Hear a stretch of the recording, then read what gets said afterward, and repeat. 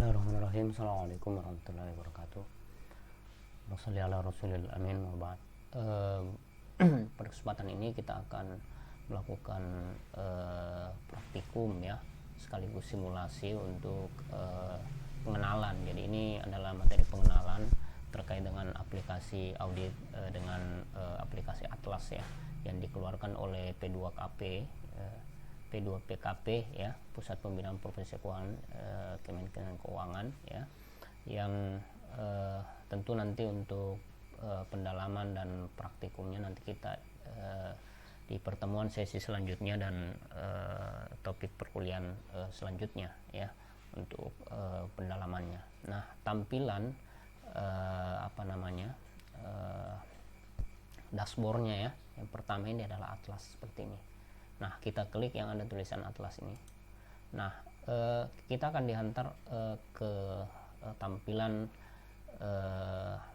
dashboard selanjutnya yang kedua ya, terkait dengan informasi status KKP ya. Jadi di sini kita akan melihat yang sudah ada isiannya ya, yang sudah ada isiannya untuk pengenalan lebih dulu nanti sebelum kita melakukan praktik ya, untuk pengisian template kosongnya. Nah, jadi dari keseluruhan standar audit ya, dan dalam kertas kerja ini ya, ini keseluruhannya ini sudah terisi komplit ya. Ada beberapa yang incomplete, tidak lengkap, belum diisi artinya kertas kerjanya ya, sehingga di sini informasi status KPI-nya masih 90%. Nah, nanti setelah terisi komplit di sini semua, maka berarti kertas kerja yang sudah kita buat itu statusnya sudah lengkap ya. Nah, sehingga nanti data-data dari kertas kerja itu sudah bisa kita jadikan simpulan ya untuk pendapat audit kita. Nah, kertas kerja ini sekaligus sebagai penilaian risiko ya, risiko audit ya, audit risk. Nah, di tampilan beranda dalam Atlas ini, tampilan seperti ini ya.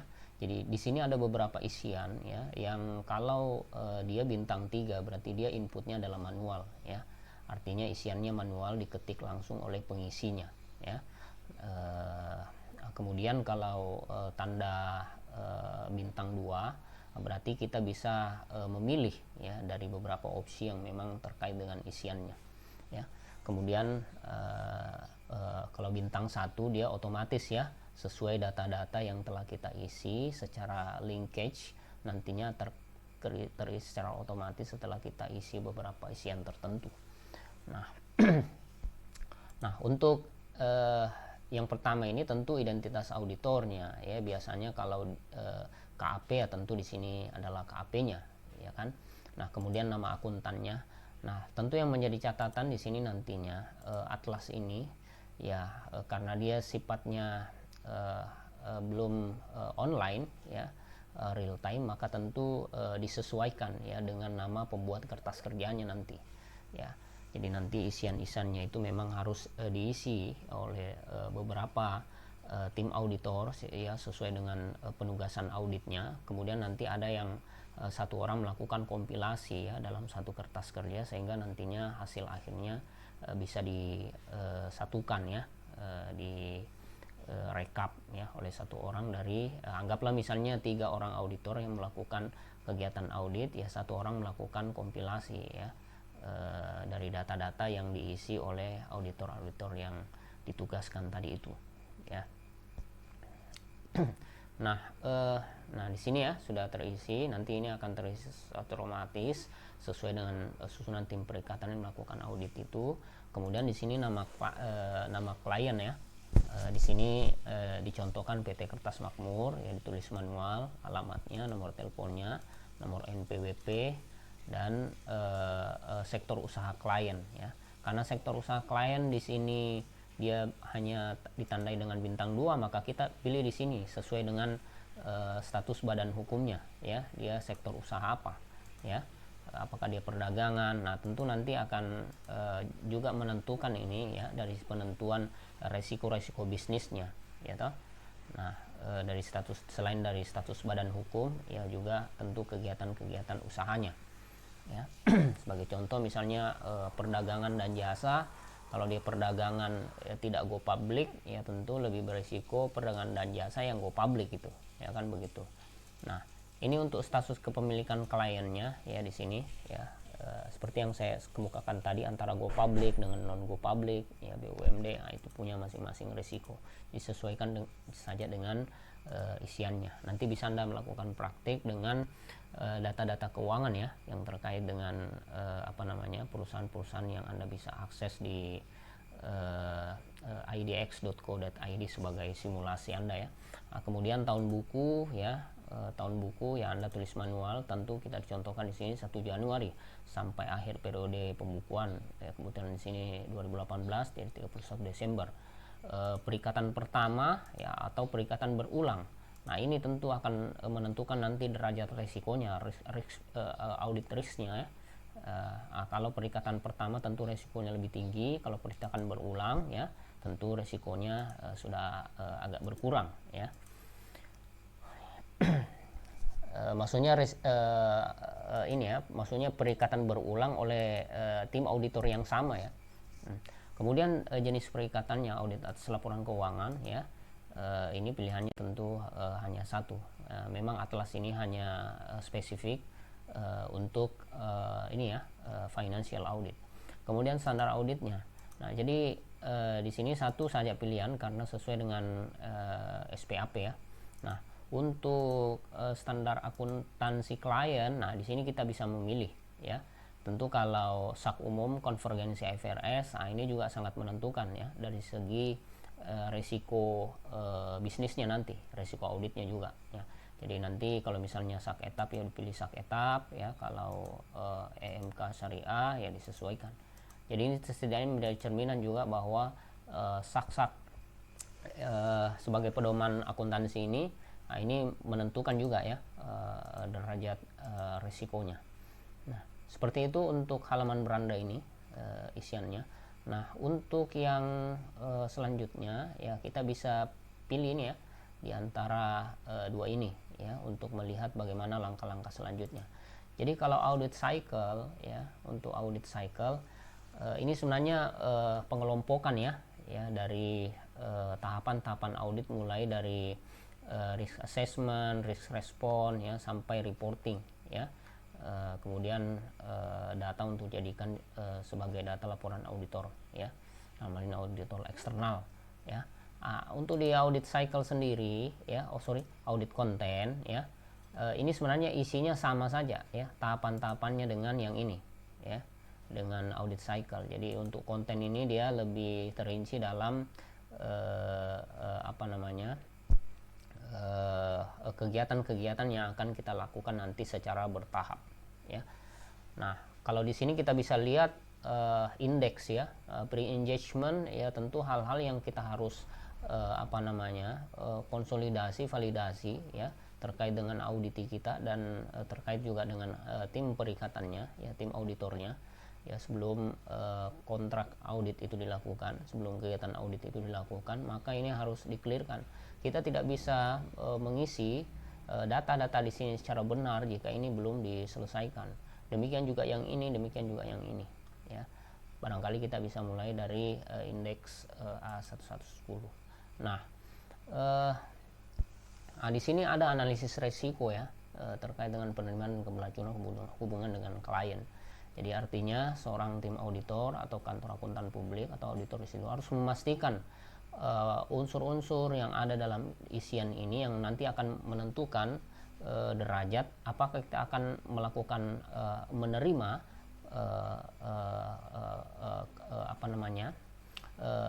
auditi kita itu ya sebagai auditi yang akan kita lakukan dengan berbagai pemetaan resiko yang telah kita identifikasi ya dari isian-isian ini. Nah, di sini jenis usaha klien, kalau jenis usaha klien yang di beranda awal itu kan isiannya berarti jenis usaha kliennya itu low ya, karena perusahaan perusahaan perdagangan tadi ya dan jasa yang itu tidak go public. Nah, Kemudian status kepemilikan klien juga low ya. Lihat kembali analisisnya di halaman beranda tadi, standar akuntansi keuangan ini high karena kita tadi memilih apa sak umum ya, sak besar, konvergensi IFRS ya. Tentu itu akan rigid itu aturannya. Kemudian kriteria, nah di sini kita akan sebentar. Kenapa ini agak ini? Bentar ya. Nah, isian nanti di sini juga ada ini mohon maaf kenapa tidak ini. Nah, nanti disesuaikan saya dengan template. Yang jelas di sini pilihan kriteria ini akan ada beberapa ya isian yang juga akan terkait dengan ini indeks-indeks yang ada di sini ya. Jadi indeks yang ada di sini saya beri contoh ya. Bentar, agak ini terganggu isiannya ini. Ini. Nah, saya perkecil dulu. Nah, ini kan tadi kaitannya dengan checklist pertanyaan terkait isu pelaporan keuangan terdahulu ya. Nah, ini pertanyaan kalau kita lihat apakah terdapat isu mengenai kelangsungan usaha yang tersaji? Apakah terdapat isu mengenai kelangsungan usaha yang tersaji? Apakah catatan laporan keuangan sebelumnya? Apakah pada catatan laporan keuangannya ada isunya? Tidak ya. Kalau tidak berarti konotasinya kan positif ya. Pada opini auditor sebelumnya ada ya. Kalau tidak berarti konotasinya positif. Kalau iya berarti ada hal-hal yang sifatnya itu menjadi isu yang konotasinya adalah negatif terkait dengan going concern sebenarnya ya. Dalam hal ini opini auditornya misalnya. Kemudian apakah terdapat isu mengenai restrukturisasi keuangan? Ya, kalau ya tentu arahnya bisa ke arah yang negatif ya. Kalau tidak berarti positif. Kita jawab di sini ya. Nanti itu menentukan derajat resikonya nanti dalam keputusan pre-engagementnya. Apakah terdapat isu mengenai kerugian yang berkelanjutan? Ya tentu tidak ya. Maksud saya bukan ya tidaknya di sini, tapi tidak itu menunjukkan faktanya ya. Maksud saya kalau dia tidak berarti sebenarnya konotasinya ya itu adalah positif ya. Kemudian apakah terdapat isu mengenai penyajian kembali atas laporan keuangan? Demikian juga konotasinya positif jika tidak. Apakah opini auditor menyatakan opini selain wajah tanpa kewajiban? Kalau tentu konotasinya ini negatif ya, karena ya kalau tidak tentu maknanya adalah WTP kan. Nah, di sini kita jawab ya berarti itu sebenarnya konotasinya negatif. Nah, setelah kita isi semua ini maka status ya kertas kerja pemeriksaan ini isiannya komplit ya. Nah, seperti itu ya. Kita kembali ke indeks berikutnya. Untuk integritas manajemen ya, ini kita klik coba. Nah, terkait dengan SPM ya, standar pengendalian mutu ya, ini kita jawab ya. Ini sifatnya seperti materi-materi yang sudah pernah saya jelaskan ya, terkait dengan persoalan hukum ya terkait dengan fraud ya, potensi terjadi error dan fraud ya. Ya, apakah terdapat reputasi buruk pada pribadi dan bisnis dari pemilik utama, manajemen kunci yang bertanggung jawab atas tata kelola klien? Ya tidak ya. Jadi konotasi tidak ini sebenarnya arahnya konotasinya adalah positif ya, karena ini arahnya semua negatif sebenarnya ya. Nah, untuk yang lebih lanjut ini kaitannya dengan money laundering ya, pencucian uang, tindakan terorisme, ada PMK sendiri yang mengatur. Nah, kalau kita klik ini ya sebenarnya ya ada isian lagi ya yang harus kita isi sesuai dengan fakta auditi ya. Nah, misalnya apakah profil pengguna jasa akuntansi termasuk kategori sebagai berikut ya, apakah dia pejabat negara? Ini kan semuanya berisiko ini sebenarnya ya, kalau dia pejabat negara ya, auditi kita itu ya ada hubungan ya. Nah, kemudian ini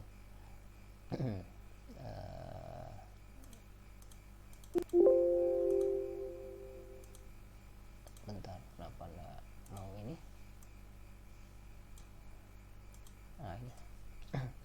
Nah, ya terkait dengan kompetensi, ketersediaan waktu, dan independensi personil KAP untuk penunjukan tim perikatan. Nah, ini untuk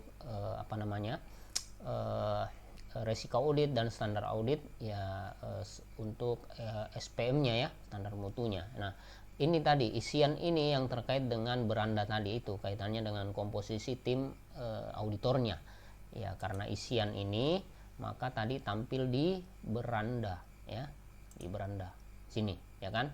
Nah, ini kita kembali ke mana tadi, sorry.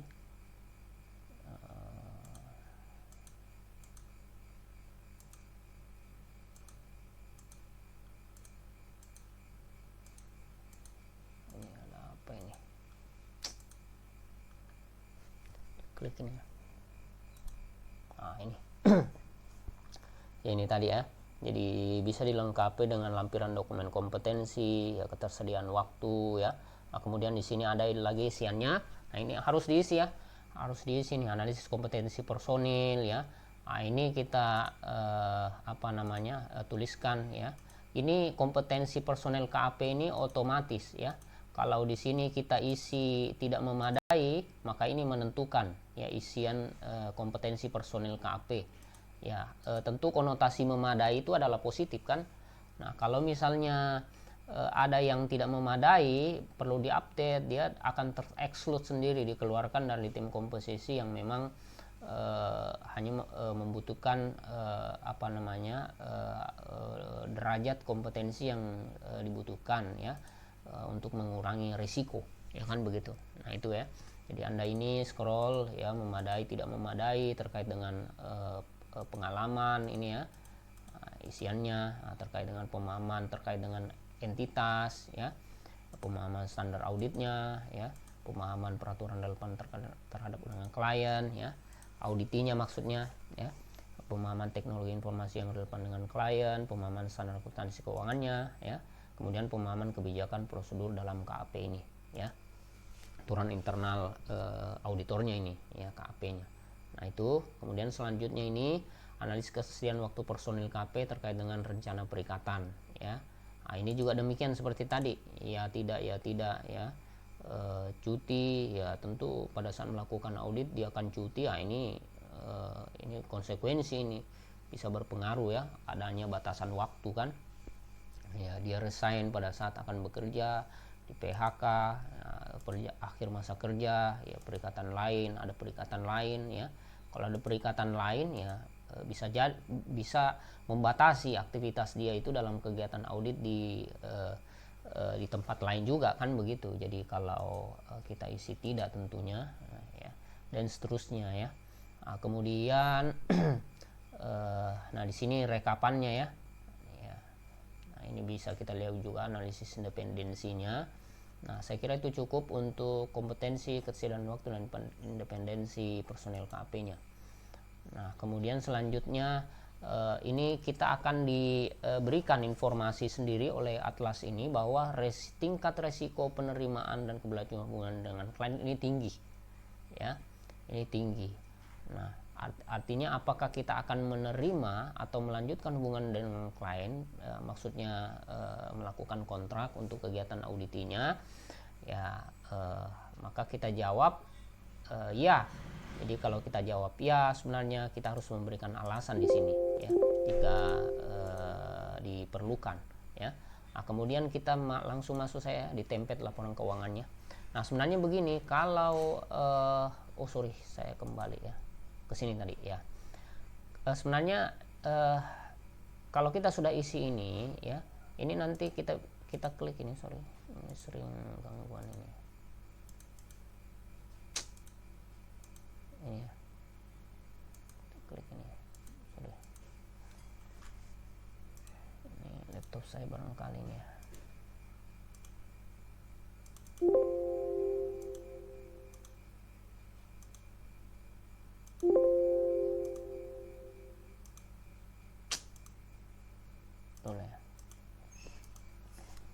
Kita kembali saja. Jadi sebenarnya yang saya ingin jelaskan adalah template laporan keuangan ini, kalau kita klik di sini ya, untuk input data laporan keuangan ya, audit kita, ini sama kalau kita klik di sini dengan di sini D100 ya, sama saja. Nah, ini kan ya sama ya. Nah, ini saya hanya mau menyampaikan saja. Ini tadi karena tidak mau terbuka ya, coba kita klik lagi. Itu sudah. Nah, jadi kita isi ya. Nah, ini headernya, ini nama klien itu seperti isian di beranda tadi ya, auditi kita. Kemudian awal pembukuan tentu ya kita simulasikan di sini. Jadi isi dan ya ini format waktunya ya, awal pembukuan ini harus sama ya. Ya.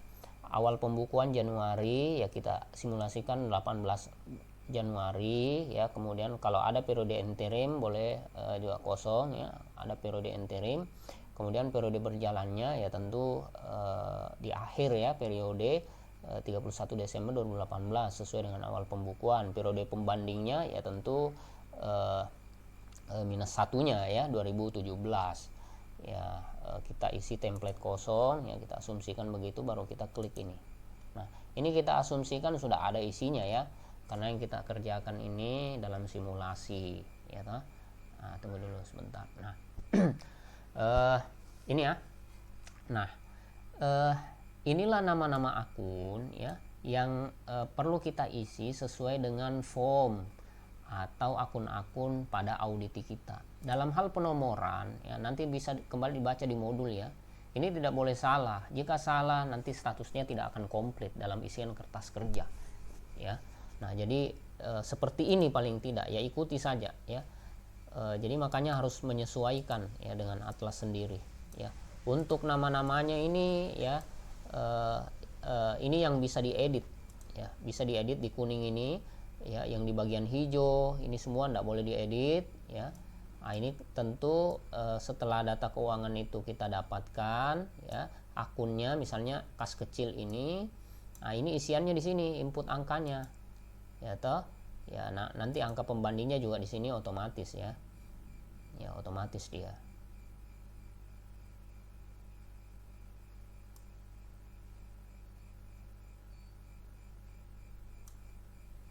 Ya, dan seterusnya ya. Jadi ini disediakan oleh atlas ini berapa ini ya, sampai berapa transaksi nih ya, hanya 1000 ya.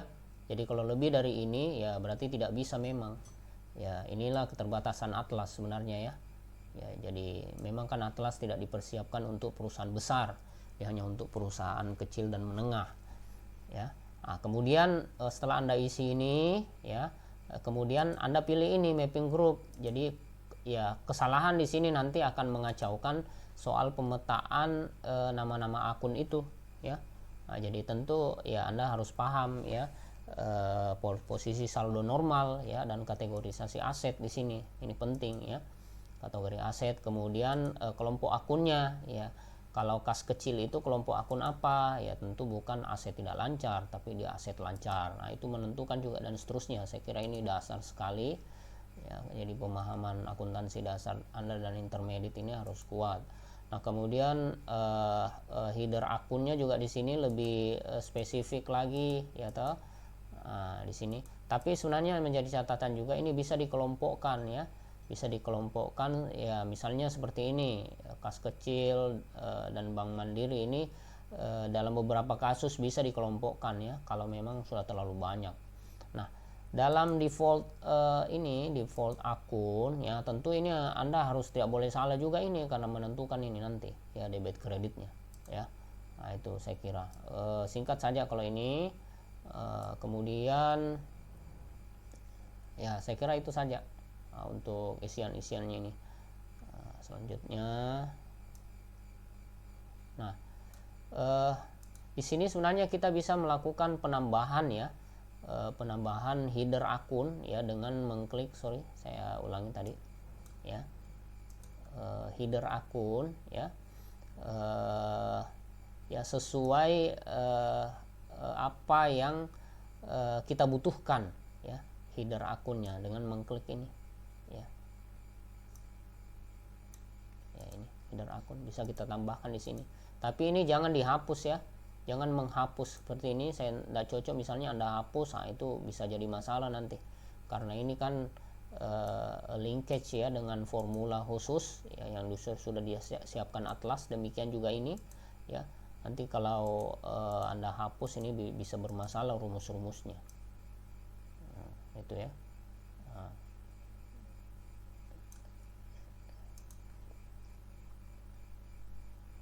Tadi kenapa kembali di sini, sorry, itu ya.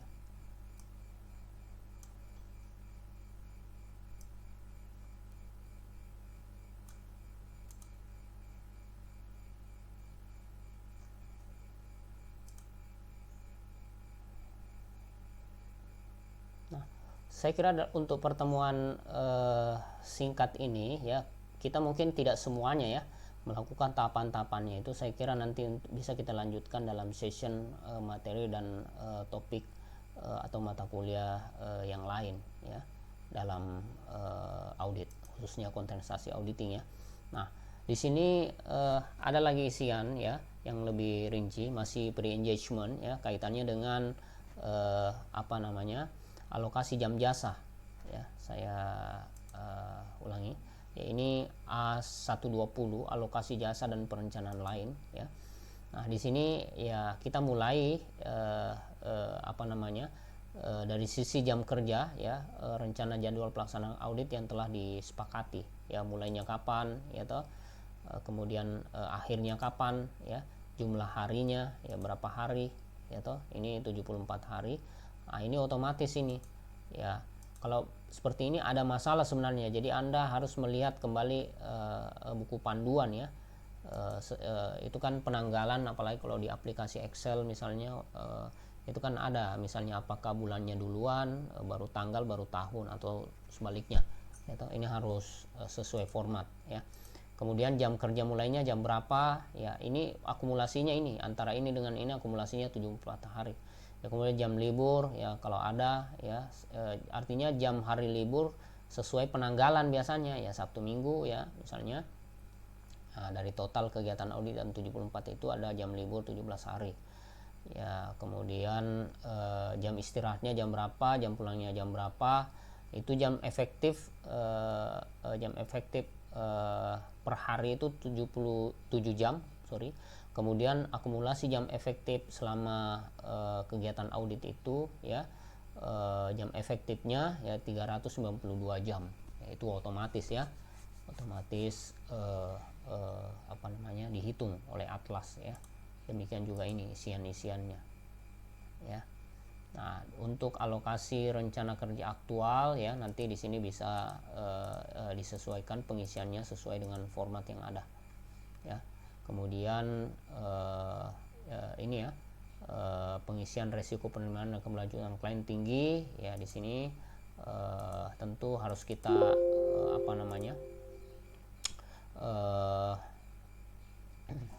ya, ini yang tadi yang otomatis ya, yang kita isi ya, Nah, kemudian dari status tim auditornya ya. Nah, kemudian lampiran dokumentasinya jika dibutuhkan. Nah, ini statusnya komplit, alokasi jam kerja sudah memadai ya.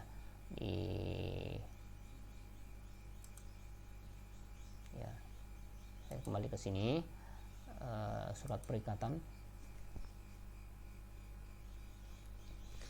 Nah, pastikan surat perikatan ya, artinya ini kontrak ya, penanggalan ya tentu ya kan, penomoran surat ya, penjelasan tujuan audit ruang lingkup ya kan, persetujuan dan pengakuan tanggung jawab manajemen ya, penyusunan laporan sesuai kerangka ya itu sebenarnya konotasinya positif ya, pastinya positif. Kalau misalnya ada beberapa di sini yang kita jawab tidak, ini kan bisa konotasinya negatif ya, konotasinya negatif ya.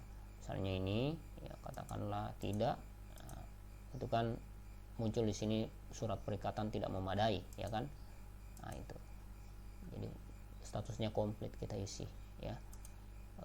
Selanjutnya ini tadi ya, kaitannya dengan surat tugasnya ya, sesuai tim perikatan ya. Sini tujuan surat tugas nama kliennya ya. Nah, ini tadi konotasinya juga positif kalau begini. Nah, ini lengkap Selanjutnya, indeks selanjutnya ya masih ini seputar ini ya, tim perikatan ya, nama klien dan form independen sesuai dengan direncanakan ya. Ya, nama tim perikatan terhadap form independen sesuai dengan surat tugas ya, itu konotasinya harus positif semua kan ya. Nah, ini checklist komunikasi antara tim perikatan ini, apakah tim perikatan memahami ruang lingkup pekerjaan dilaksanakan ya.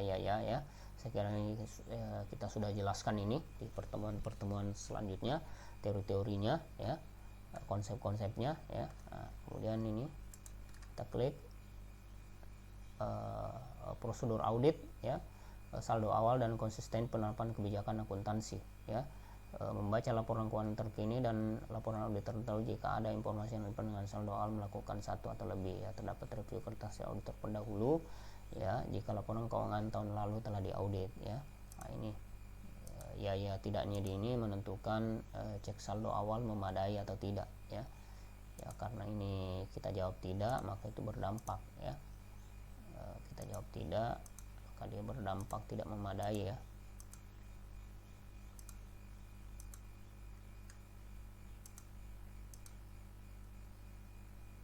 Kalau kita jawab tidak ya, cek saldo awal memadai ya.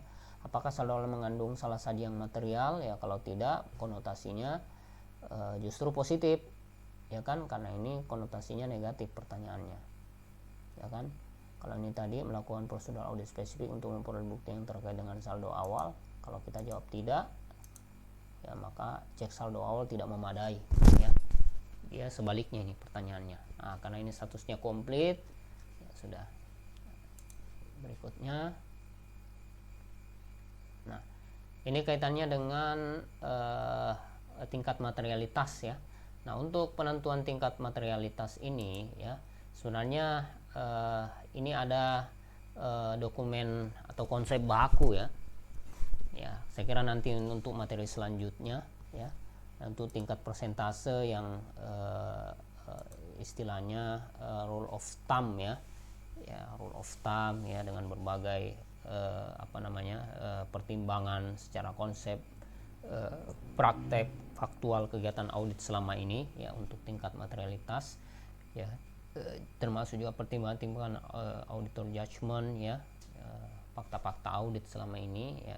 Ini persentase yang bisa dikatakan ya, misalnya secara materialitas keseluruhan ya, marginnya itu 3% ya kan ya. Kemudian penentuan materialitas pelaksanaan margin ya secara keseluruhan umum 50-60% ya. Kemudian ambang batas nilai yang tidak dikoreksi ya, itu 3% ya toh. Nah, jadi kalau 468 ya misalnya ya, dari berapa 24 juta misalnya, nah, itu dianggap yang tidak dikoreksi ya toh. Nilai saja yang tidak dikoreksi artinya dianggap tidak material ya.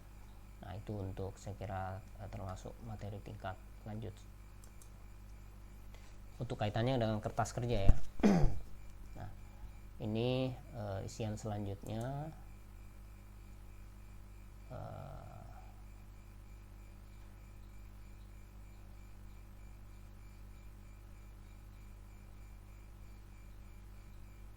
tingkat materialitas